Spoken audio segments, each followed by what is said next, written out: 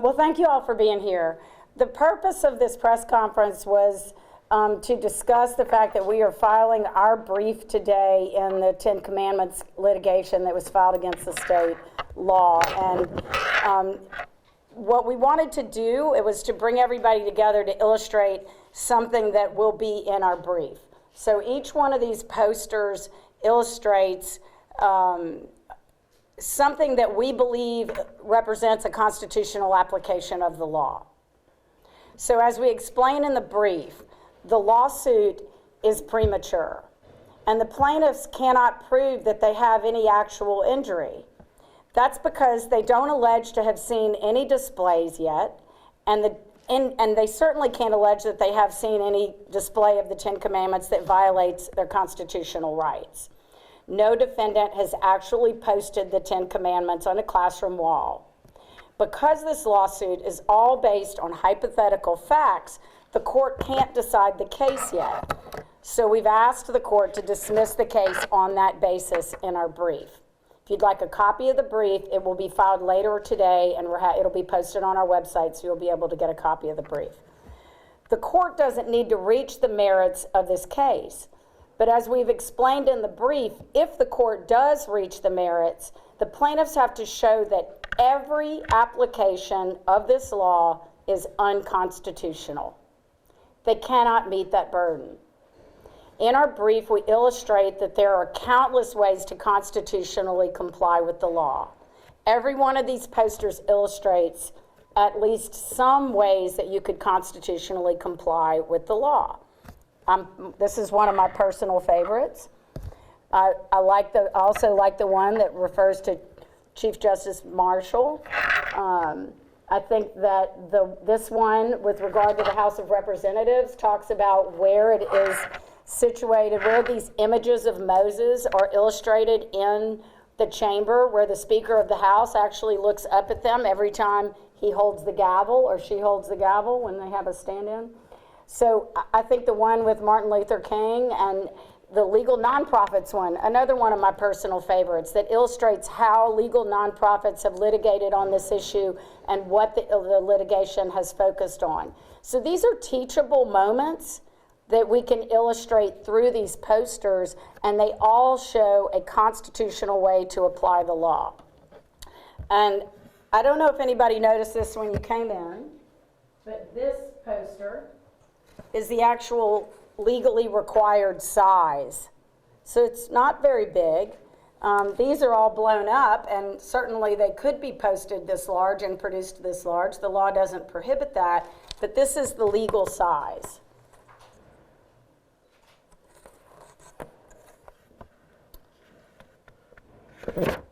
These posters will be donated if they are produced. If anybody decides that they want to produce these posters, they can be produced and donated to schools. So no public funds are required to be spent to produce these posters.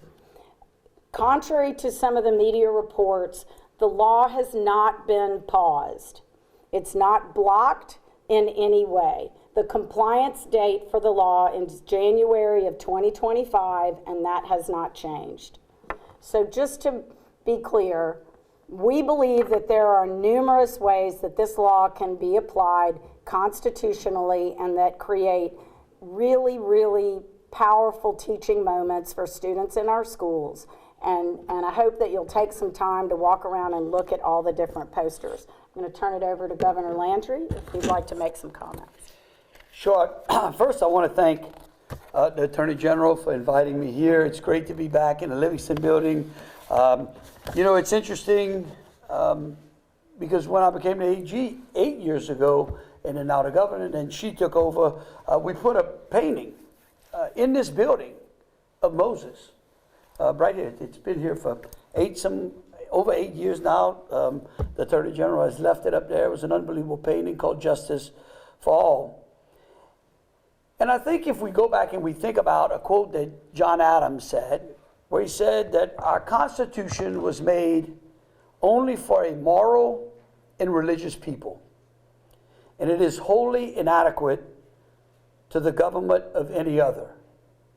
And if we look at where we are in this country, if we look at the divisiveness that exists, if we look at the anger that some people exhibit in the way that others want to be governed, I think he speaks very frankly about it.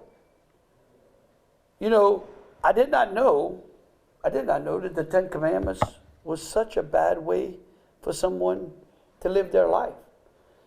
And I believe that the legislature was only following the will of the people of the state. Because when you look at the sheer votes that were cast in the support of this bill, it was done in a bipartisan support.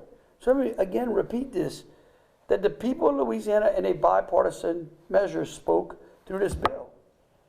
I also believe that the people of this state back in last year envisioned exactly what we are standing here to do. They elected the Attorney General and placed their confidence in Liz Murrill firmly because they believed that she was the right person to be able to defend their liberties, their constitutional rights, and their way of life. As she spoke about, Moses has always been the original lawgiver. We see his face, the only full face that we see on the U.S. House of Representatives. The Ten Commandments displayed on the back of the Supreme Court building. Every morning that the United States House opens up for business, it opens up in a prayer. And yet we deny, our government in some fashion denies our citizens the right to appreciate the very things that those that they elect to the highest offices or are appointed to the highest offices can endorse. And so I just, you know, again, I just wanted to come here to show my support. I can tell you that the Attorney General has the full support of the governor's office, the full support of the legislature as we make our way through implementing this law. And I also believe that those school districts that heed the advice and counsel of the Attorney General, I feel that we will be absolutely successful in upholding this law. And with that, I'll turn it back over to the Attorney General. Thank you. Thank you all for being here. We'll take any questions if you have any questions. Mr. Murrill, how much money have we budgeted for this fight, and are your attorneys going to be handling it, or have you contracted that out to an outside law firm? Internally, we're handling it internally through my Solicitor General's staff. And you can see what fantastic work they do when you read their brief this afternoon when it's filed. So all handling it internally. I don't have any budget created specifically for outside counsel. Governor, you said that Americans are being denied what is practiced in the U.S. House, such as the prayer in the morning. Are you saying that there should be prayer allowed in public schools as well? Well, what I'm saying, listen, what I'm saying is there actually are prayers in public schools right now because kids have to, you know, they don't leave their First Amendment at the door of schoolhouses when they get there. We published a book back when I was Attorney General on the religious rights of students. You know, what I'm saying is that if we start from a moral perspective, okay, then maybe we'd have a little bit more peace in our society and in this country. I mean, we have seen when we place our faith in those moral commandments. Again, the Ten Commandments is not symbolic of any one particular religion. Many religions share and recognize the Ten Commandments as a whole. So really and truly, I don't see what the whole big fuss is about. May I ask either of you, for the children who may not believe in God and see this in their classroom, or parents who are upset that they may be in their child's classroom, what should they do? Well, here's what I would say. I think we've forgotten in this country that democracy actually means majority rules. For some kind of way over the last 2 decades or so, for whatever reason, our government has flipped the script, or the people believe that we flipped the script. When you elect people, you elect them by a majority. That majority gets to rule. That does not mean that if you don't like something, you have a right to impose that which the majority likes. And so what I would say to those parents is that if those posters in school and they find them so vulgar, just tell the child not to look at it. Well, and I would just point out that the legislature passed a law. The law has been challenged in a court, and they've made certain allegations about that law. I'm here to show you that we can apply this law constitutionally. And so, you know, you're asking a question that's a bigger question, I think a larger question that goes beyond the boundaries of the litigation. And, you know, that's a legislative policy decision. And I think that the legislature, in passing this law, I perceived it as a statement that the legislature and a representation of the people that all of those legislators represent are frustrated. They are frustrated with the lack of discipline in our schools. They're frustrated with the inability of the whole system at this point to impose some rules of order. And so they went back to one of the original lawmakers who imposed order. And they said, maybe this will help, and it'll at least help start a conversation about order and why rules matter and what the rule of law means. I mean, that's the fundamental message that exists in our legal structures about Moses and what Moses stood for and the Ten Commandments stood for within our legal structure and our legal foundation. He is considered to be one of the original lawmakers and someone who contributed to the legal foundations of our country. That's a legitimate message for us to deliver in our schools, and it might also help deliver a message that does translate to other religious traditions, that we need order in order to be able to advance the educational mission. Ms. Murrill, we do in this country recognize freedom to practice a multitude of religions, though. What do you say, and how many posters might we allow into the classrooms from people of other religions who might want their religious principles posted as well? I mean, I think that's a decision for the legislature. My job is to illustrate that this law can be applied constitutionally, and I'm dealing with the legislature, the law that the legislature wrote. And exactly. I mean, and that, to my point again, I mean, the posters that would appear in schools would be the decision of the legislature, which is, again, the will of the people. And I think we forget that. We get caught up in that at some point in time and think that the legislature is out there acting really on their own. But I can promise you, and Ms. Murrill can attest to that, they don't do anything over there that they think is going to throw them out of their seats, right, or unelect them. I think that they're out there reflecting the will of the people of the state of Louisiana. Time for maybe two more? Good. So, well, thank you all. Yeah, one more? Are you aware of any schools implementing these posters yet? No, because they haven't actually been produced. Okay. And when it comes to donations, what happens if there's not enough donations made to supply enough posters? You know, I mean, I think the law provides for people to make donations, and they'll produce posters as they can. I mean, I'm not sure what the total number would be that need to be produced or how much that would cost. And Ms. Murrill, just to be clear, are you saying that all these posters are ways that you believe this law can pass constitutional muster by presenting them as teaching moments?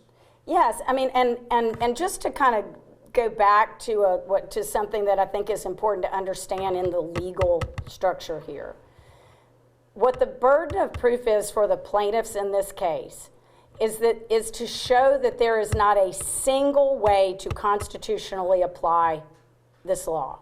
That's what a facial challenge to a law is. It is a challenge that says there is no possible constitutional application of this law.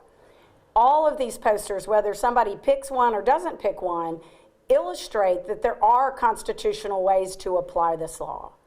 And so I think on that basis alone, on the merits, their claim fails.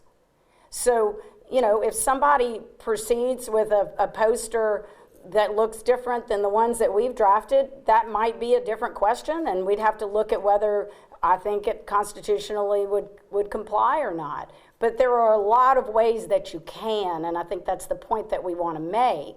There was, you know, this explosion of horror when the governor signed the law.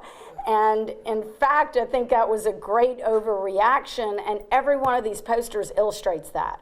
It shows how ubiquitous, how frequent the Ten Commandments comes up in our culture. And so every one of these illustrates that. This one is a quote from Ruth Bader Ginsburg.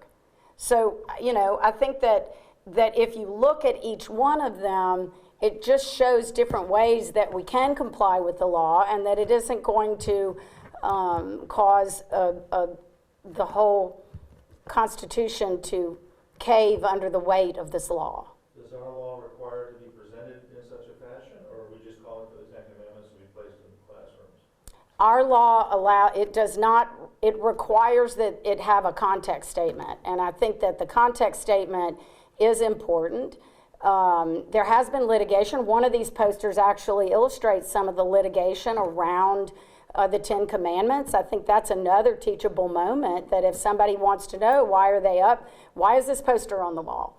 Well, the legislature passed a law, and then we can talk about other litigation that's occurred over other attempts to post the Ten Commandments. So there are a lot of ways that you can create teachable moments from these posters and from the law itself. And I think that, that's a discussion that we should be having more of. And hopefully all of these posters are going to give us an opportunity to talk about all the different ways that it can be applied constitutionally. Where's the petition being filed today? The petition, we're filing a brief today in response to the preliminary injunction motion. Where, what court? Federal Court, Middle District, John DeGravels is the judge. We will post our brief on our website. And the posters that y'all will produce, they'll look something like what y'all have, or will they be a little bit different? I'm not sure yet what the produced posters will look like. We might identify a few that are our personal favorites over here at the Department of Justice, and if that's the ones, those are the ones that are produced, that's fine. So I'm not sure. I'm not involved in the actual production of the posters. I'm involved in defending the litigation. Thank you. Thank y'all for coming.